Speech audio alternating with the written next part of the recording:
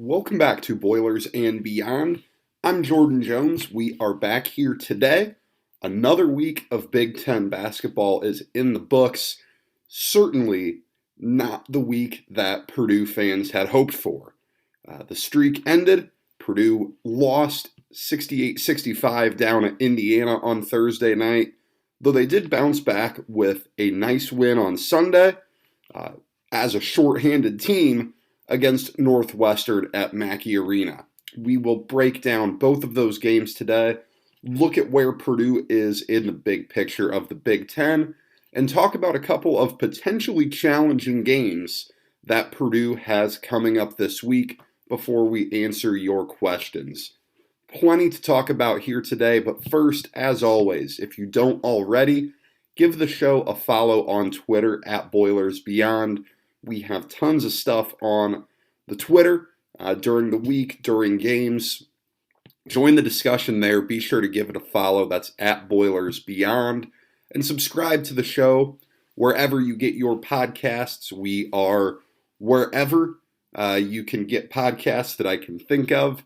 So subscribe. We are here every week throughout basketball season, and we'll be here all summer long, leading in to another season of Boilermaker football. So subscribe. That way you don't miss those episodes. Stay on top of it, and we'll be here nonstop. But diving into the action from this week, obviously a incredibly disappointing outcome. Indiana 68, Purdue 65. The last time before this that Purdue had fallen to Indiana, back in 2016, down in Assembly Hall. That would have been Yogi Ferrell's senior season at Indiana.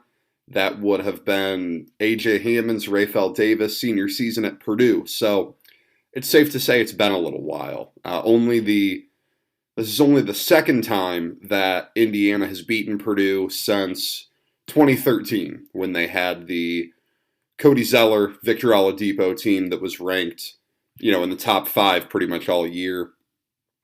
But, in reality, Thursday night, the team that deserved to win won the game. Purdue really did not play well at all. It was a nightmare performance for a lot of the game. Purdue went forever in the first half without scoring, it felt like. I think it was a 14 or 15-0 Indiana run that gave the Hoosiers a double-digit lead in the first half, and that was simply too much for Purdue to overcome. The story of this game that it was just fascinating was the fact that the big men did so little in this game. Trayce Jackson-Davis for Indiana is very good. He is, an All-American candidate. He will be all-conference last year. He's very good. He scores 4 points and only plays 11 minutes in this game because of foul trouble. That's remarkable that Indiana was able to get so much going without him, because they're not that good of an offensive team. He is by far their most explosive player. I think you could even go as far to say that he's their only explosive player. Xavier Johnson might be in that conversation as well, but Trayce Jackson-Davis really struggles. Purdue could not flip that matchup well, though. Purdue's big men really struggled. Zach Edey, he has 12 points, 9 rebounds, but he goes 2 for 7 at the foul line. And this was something that I knew would be worth monitoring going into the season, is what Zach Edey would do on the road, because for as great as he was as a freshman last year, and for as good of a player as he is, keep in mind that playing on the road is still a brand new concept for him. Edey did not have to deal with opposing crowds at IMG Academy. That's not how those prep schools really work. And he didn't have to deal with opposing crowds last year at all. Now, Assembly Hall is its own challenge. The place was rocking that night. I don't that you're, especially in that second half, you're shooting right into the student section, up against the wall there. That was tough, and Zach Edey showed some struggles there. Still, going forward as well, he's shooting around 50% from the line in Big Ten play. So that's an issue to monitor going forward. And Travion Williams was simply awful for Purdue. Just didn't get much going. He had the shot there at the end that would have, given Purdue the lead, I believe. Just didn't get there. It was a good look. It was point blank range, and the ball slips out of his hands. Tough day for Travion Williams. Tough couple weeks here for Travion Williams. When you look at the mood around Purdue after losses, it's clear that the first thing that folks like to point to is the guard play. And most notably, Isaiah Thompson and Eric Hunter. They are an easy scapegoat for a lot of frustration at times. I don't know that that's fair in the Indiana game. Thompson was pretty good, 8 points, positive plus minus. Hunter Jr. struggled, but I don't think you can look at this box score and not view Purdue's centers only combining for 14 points as, I don't think you can view that as a non-issue. I think that was Purdue's biggest issue in this game. You have such a dominant advantage in that spot against Michael Durr, a South Florida transfer that really isn't that good. And you only walk out of there with 14 points. Your centers combined to go 22% from the foul line. That's a problem. That's a massive problem. Your guards struggled. Sasha Stefanovic didn't have a great day. I think as a whole, Purdue either was rushing threes or Purdue was getting open looks and not being ready to shoot. And neither of those are a good problem to have. But when you're a good shooting team like Purdue, you've got to be ready to shoot the ball. And Purdue wasn't at times in this game. Jaden Ivey kept them in it. 21 points for him, 7 of 16 shooting. He was really good, especially in that second half after an underwhelming first half. We all clearly know now that injuries were a problem there, given that he didn't play against Northwestern. Groin injury. Evidently, it was an issue before the Indiana game in practices, but that one was kept under wraps pretty well by the Purdue team there. So Ivy kept you in it. What did he have in the second half here? I want to say he had 17, 19 of those. 19 points in the second half. That's a lot. That is certainly how Purdue almost came back and won it in that second half. I mean, Jaden Ivey has 19 of your 37. That says plenty. Mason Gillis was great in this game as well. 5 of 6 from the field, 3 of 4 at the line. 3 for 4 from 3. Did miss his first free throw of the season. Credit to him, though, for delivering a good performance when Indiana fans were all up on him for his off-season arrest. That is certainly a hostile environment. Just ask DJ Bird about going down there after an arrest and turning in a terrible performance back in, what would that have been, 2012? It's disappointing to see that streak end, but, part of it, too, was Purdue on defense. Just really struggled guarding ball screens all game. Xavier Johnson and Rob Finnessy killed them, and I still come back to this over and over again because back in the preseason, I don't remember if it was late October, if it was early November, Matt Painter flat out said, the guys worked a lot on their offense this offseason. That was a clear warning that this team's defense wasn't there yet. This was no different of a warning than a couple years ago after the Elite Eight run when Purdue struggled. They went 16-15, and Matt Painter just kept saying over and over again, did anyone work as hard this offseason as Carson Edwards would work? Clearly the answer was no, because Purdue didn't have a go-to guy that year. Purdue's defense has been a problem. You're seeing it just too often where guards are just torching them. You don't have a defensive stopper. You had no Nogel Eastern. You had Rafael Davis. You had Chris Kramer. You don't have a guy like that on this year's team. I'm not saying you have to have one, but my goodness, the defense needs to be better because there is absolutely no reason that Xavier Johnson and Rob Finney should be combining for 38 points against you.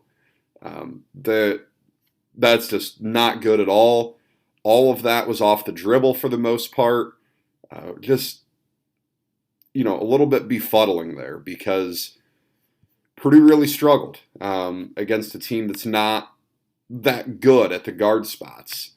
I'll say this, Indiana is certainly better under Mike Woodson than they were under Archie Miller.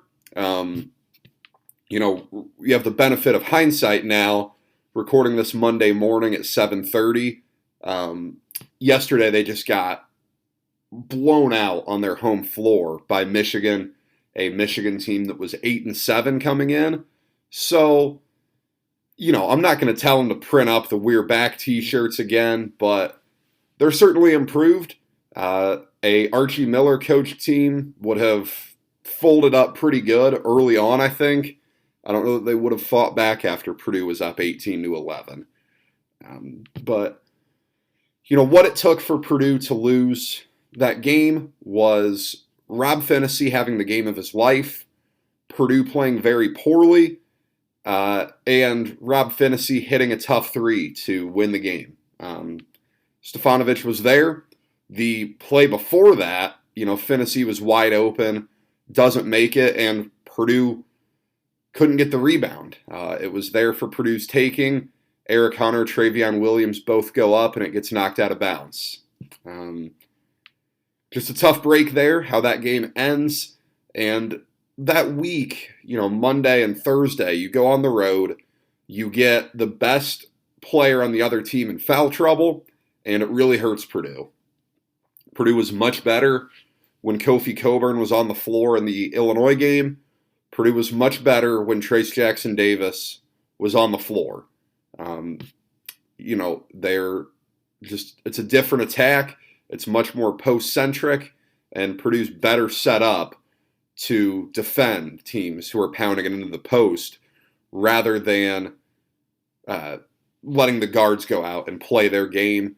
Trace Jackson Davis's only real impact was really good defense on Jaden Ivey's shot late in that game when he went went down the side of the lane and had to shoot a fadeaway because Trace Jackson Davis was right there. So, disappointing loss, but, it's life in the Big Ten. You bounce back right away. You have another opportunity, and Purdue did take care of business against a interesting Northwestern team on Sunday. In that Northwestern game, you find out before that Jaden Ivey's not going to play, resting that hip flexor, and that certainly just brings, a different layer of intrigue to the matchup because Purdue hasn't played without Jaden Ivey since last, December, I think, and, he's your best player. He's your go-to guy. He single-handedly kept you in that Indiana game, so you get to see Purdue without him, and they played well. Sasha Stefanovic certainly picked up the slack, where Jaden Ivey wasn't there. 22 points for him, 6 of 10 from 3. I still maintain that Stefanovic is Purdue's most underrated player. He is money. He was excellent on both ends. He was really good on defense early on. He was everywhere, making plays. He With Mackey Arena, there's not a better shooter in the world than Sasha Stefanovic, and I don't know if there has been anyone who's a better Mackey Arena shooter than Stefanovic. He's remarkable. He's been huge for this team. It was interesting, though, to see Brandon Newman get the start and nothing changed. I know Matt Painter kind of brought up that they wanted to get Newman in there because he'd been better as a starter last year than he was off the bench last year. You get him an opportunity to start I think it was Purdue's first possession that, he has a turnover, goes 0 for 5 from 3. There's just not much to say there. Just a really struggling, it's just a bad season for him. He's been struggling very, very badly. I don't know that it's going to change at this point, as unfortunate as to say that. The other guards played well, though. Eric Hunter and Isaiah Thompson both had nice games. You had 10 points for Hunter, including a 3, at the end of the shot clock on the last possession. 8 points for Isaiah Thompson. He had those 8 quickly, too, when Northwestern was going on a bit of a run to start the second half. Him and Hunter had all 18 of their points in the second half, so that's pretty good there. The big men had a better game, combining. They both have 12 and 10, so combining for 24 and 20. That's pretty good. There's not that much to say. Thought Caleb Furst deserves some mention because it hasn't been the easiest season for Furst. Got off to a really nice start, then got COVID, and the 4 is not his natural spot. And I think that needs to be really drilled into the minds of folks because he's not a 4. He won't play the 4 next year. That'll be Gillis. That'll be Trey Kaufman-Wren. He'll be your backup 5 next year, assuming Zach Edey's there. He'll be your starting 5 if Edey were to head to the NBA early. So he's really playing out of position. You've seen it in a few games this year where he can't really play because other teams are going too small at the 4. The Rutgers game, he could not hang on Ron Harper Jr. The Illinois game, he couldn't play. What else? Wanted to say there was another one, but he's really out of position at the 4, and he's still doing a nice job, making a good impact. He's a good player. The one thing that I'm starting to notice with Travion Williams and how much he's struggled lately, I think he's clearly looking to pass too much. Yes, he's a good passer, but you have to let passes come to you a little bit more than forcing things. When you're Travion Williams, you are a first-team All-Big Ten player. You're an All-American candidate last year. If you get a one-on-one matchup, go score. Don't stand there waiting for passing lanes to open up. Just go score. That's becoming a little bit frustrating just because he's too talented of a player and too good at simply getting buckets to not do it. I think that is really becoming something that stands out a little bit about Travion Williams. Zach Edey certainly is aggressive as can be. We saw one of the most bizarre whistles I've ever seen when Edey's about to have a putback slam dunk and they blow the whistle for an injured player on the other end. I've never seen that one before. I know Matt Painter hadn't either. He wasn't thrilled.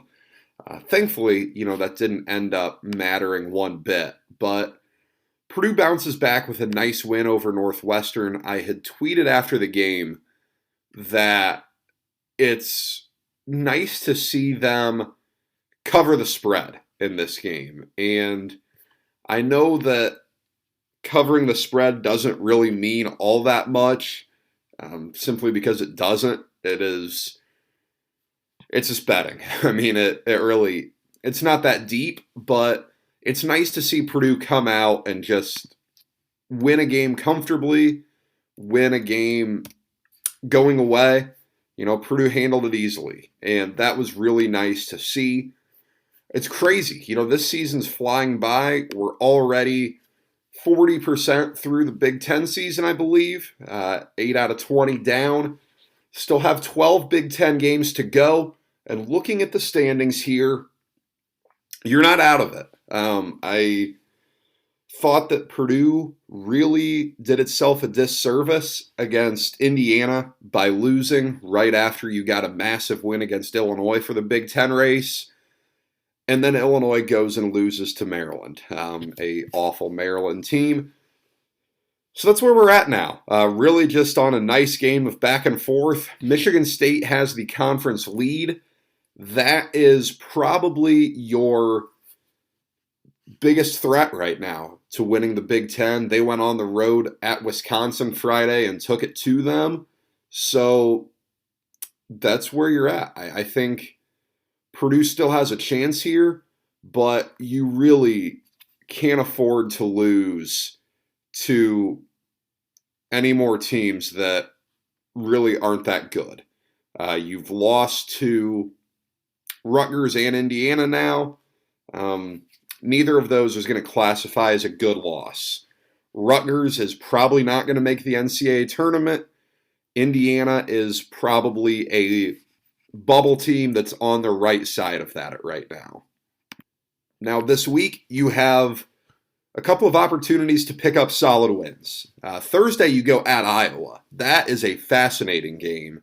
9 o'clock tip-off, I believe. I will double-check that right now. But, 9 o'clock tip-off on Thursday. Purdue really struggled with Iowa when they played the last time, and that happens. Iowa plays an interesting brand, but also Iowa didn't have Keegan Murray in that game, their best player. Now with Keegan Murray at home, they showed that press a lot in the game at Mackey Arena that Purdue struggled with. I think Purdue's going to be much better equipped to play in it. Purdue's going to handle it better. I think you've seen it a little more. That was the first time Purdue really saw a press all season. I think they'll be better off, but, getting Keegan Murray is going to be tough. Patrick McCaffrey was pretty good for them in that game at Mackey Arena. I think both these games this week, you have an interesting matchup with what the other team can do with the 4 spot with Keegan Murray for Iowa, and then Sunday, you come home and have Ohio State at Mackey. E.J. Liddell is a very difficult matchup at the 4. That's as tough of a matchup as I think you're going to get for Purdue. E.J. Liddell's very good. He's very big, and he's very skilled. That is a tough combination to defend. Purdue can do it, no doubt. I do think, you'll be favored in both these games. I don't think Ohio State is all that great. They really don't have a whole lot outside of Liddell. They've got that freshman guard, Branham or whatever. He's pretty good, but as a whole, just 2 games that Purdue can win. And if you come out and you sweep both of these games, I think you're in a really good spot in the Big Ten, especially because you'll take Ohio State out of the 2-loss squads. So plenty of opportunity here. These will be very interesting games to watch, and we will have plenty to talk about next week as well after both of these. Wanted to answer a couple questions here on the show today. As always, if you have questions, send them in on Twitter at BoilersBeyond. We are always taking questions. We are always answering. Shoot them my way. First question, looking at the way Purdue plays without Jaden Ivey, it's interesting because, now that Purdue has won a game and did so comfortably without Jaden Ivey, the next time Purdue struggles with Ivey, I already know there's going to be someone out there saying, they're better without him. That's not true. You are much better every time you have a lottery pick on your team. It was remarkable to see him number one on the CBS big board right now for the NBA draft. I don't watch the NBA. I have no idea if that's feasible or not. I don't think so. Number one is rather lofty, but hey, you never know, I guess.